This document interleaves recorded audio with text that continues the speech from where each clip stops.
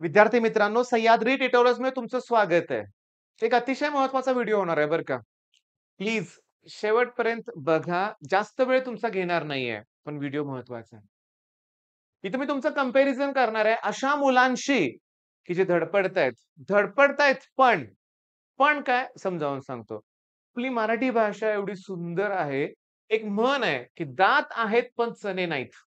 ठीक आहे, चणे आहेत पण दात नाहीत. याचा अर्थ काय? याचा अर्थ समजावून सांगतो. 26 जानेवारीला ना, माझं एक नशीब इतकं चांगलं होतं ना त्या दिवशी म्हणूया. तो दिवस माझ्यासाठी इतका महत्त्वाचा होता. एका शाळेवर ना, मला ना झेंडावंदनसाठी बोलवण्यात आलं. मी इतका खुश झालो ना.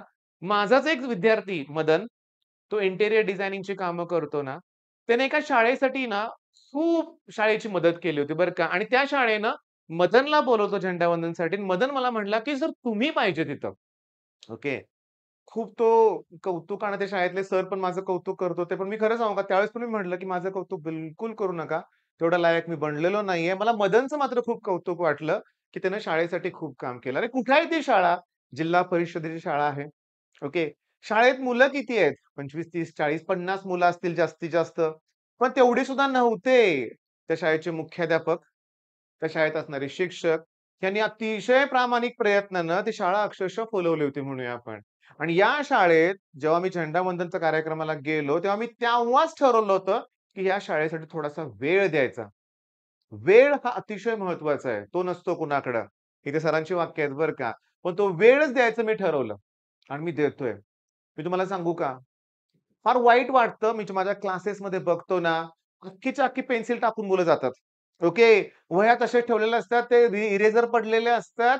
कंपास हरवून जातात. काय फिकीर नसते त्यांना. का? मिळतंय. पण अभ्यास कुठं करतायत?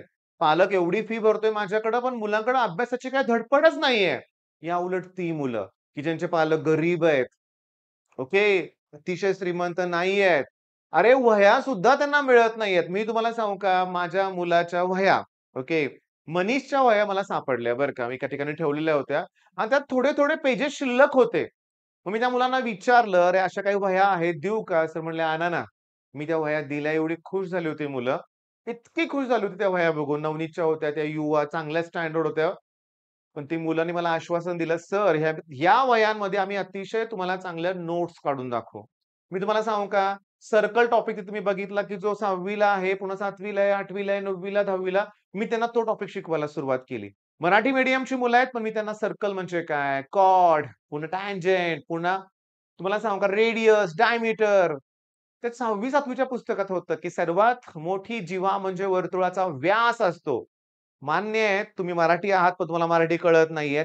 तुमचं शिक्षण हे पूर्णपणे इंग्रजी माध्यमातून झालेलं आहे. तुमच्यासाठी सांगतो, लाँगेस्ट कॉर्ड इस अ डायमीटर बरोबर ना? पण ही कन्सेप्ट तर तुम्हाला 10th ला पण आहे, ती अगोदर पण आहे. पण त्या मुलांना मी एकच सांगितलं, की तुमच्या नोट्स तयार करा. ते म्हणले, करणार. मी त्यांना म्हटलं, की तुम्हाला तुमचं आयुष्य बदलायचंय. मुलं म्हणणार, "सर" आम्ही म्हणले, "लगेच सेकंदात सर आम्ही बदलणार आहे. तुम्ही सांगाल ते करू आम्ही." मी तुम्हाला सांगू का? इतकं वर्ष शिकवतोय ना, त्या क्षणाला मला आनंद झाला, की चला कोणतरी बदलतंय. असं नाही म्हणत मी ऑफलाईनमध्ये सगळीच खराब मुलं आहेत, अभ्यास न करणारी मुलं आहेत, तसं नाहीयेत. पण त्यांना कुठेतरी सगळं आयतं मिळालंय, हे माझं मत आहे. पालक पण चुकलेत कुठेतरी. जे मागेल त्या गोष्टी प्रोव्हाईड केल्यात, मग कशाला धडपड करतील? सरळ-सरळ सांगू का? काही-काही मुलं तर अशी पण म्हणतात, की "काय करायची गरज आहे? आमच्या घरातल्यांनी सगळं करून ठेवलंय. आम्ही फक्त ऐश करणार." नाही, हे बदललं पाहिजे. हे बदलायचं आहे. मी तुम्हाला सांगू का? मी क्लासमध्ये मुलांना म्हटलं सुद्धा, की तुमच्याकडे अशा काही वस्तू असतील, तर द्या ना. मी त्या मुलांना देतो. ते आनंदाने ते स्वीकारतील. त्यातल्या एका तिथं खूप डिस्कशन छान चालतं. 7वी पर्यंतच्या प्राथमिक शाळा म्हणजे विचारूच नका. एकदम छान शाळा असतात. ओके. आता मी तुम्हाला सांगितलं, की 3 शिक्षक आहेत तिथं. मी जाणून-बुजून त्या शाळेचं नाव किंवा शिक्षकांची नावं नाहीच सांगितली. ओके. कारण त्यांची अजून मी परमिशन घेतली नाही.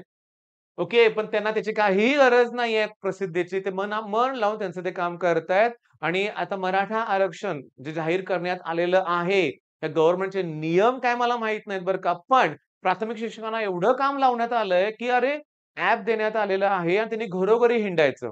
मग त्यात ते जोकसारखी प्रकरणं घडतायत. ते केतकी चितळेसारखी व्यक्ती भेटतायत, की ज्या फिडीस-फिडीस किंवा वाईट वागणूक दिली जाते ह्या लोकांना, प्राथमिक शिक्षकांना. बिचाऱ्यांना आपलं काम सोडून शासनाचं काम करावं लागतंय. ते शेकडो प्रश्न आहेत त्या लोकांना विचारा, त्यांची एंट्री करा. फार वेगळंच काम आहे. पण ते जाऊ दे त्यातूनही हे शिक्षक मुलं घडवतात त्यात खूप मोठं त्यांचं योगदान आहे. एक्झाम जवळ आलेली आहे, अशा वेळेस मी हा व्हिडिओ का तयार केला? कारण मला तुम्हाला तेच सांगायचंय रे.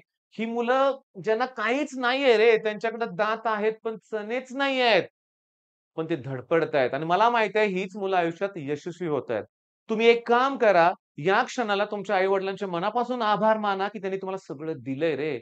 मुलांना एक वेळचं जेवण सुद्धा मिळत नाहीये किंवा अशी मुलं आहेत, की फार त्रासात आहेत. तर ते धडपडणार मुलं. करणार आहेत मुलं मला गॅरंटी आहे, की मी आहे त्यांच्याबरोबर. मी तुमच्याबरोबर पण आहेच ना. पण अभ्यास करा ना. मित्रांच्याबरोबर फिरणं, गाड्यावरनं फिरणं, क्रिकेट खेळायला जाणं, दिवसभर क्रिकेट खेळणं.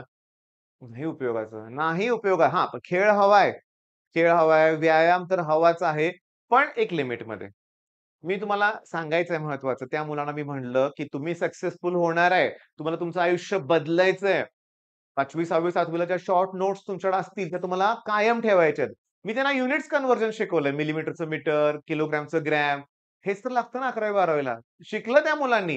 30 पर्यंतचे वर्ग तर शाळेतल्या शिक्षकांनीच करून घेतलेत.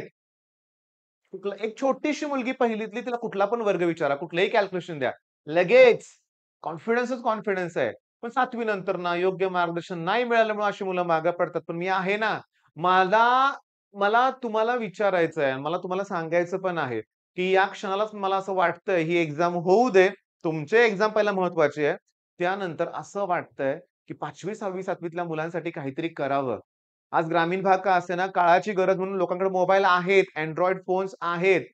बास मला लक्षात आलंय, की ही 5वी, 6वी, 7वी, 8वी, 9वी, 10वी ही मुलं मला जॉइन होतील. नक्की, नक्की आणि ह्या सगळ्यांचं आयुष्य आपल्याला बदलायचं आहे. मी तुम्हाला पण रिक्वेस्ट करतोय, आजूबाजूला एखादी गरीब व्यक्ती असेल, गरीब मुलगा असेल, अभ्यासू असेल, त्याला हेल्प करा.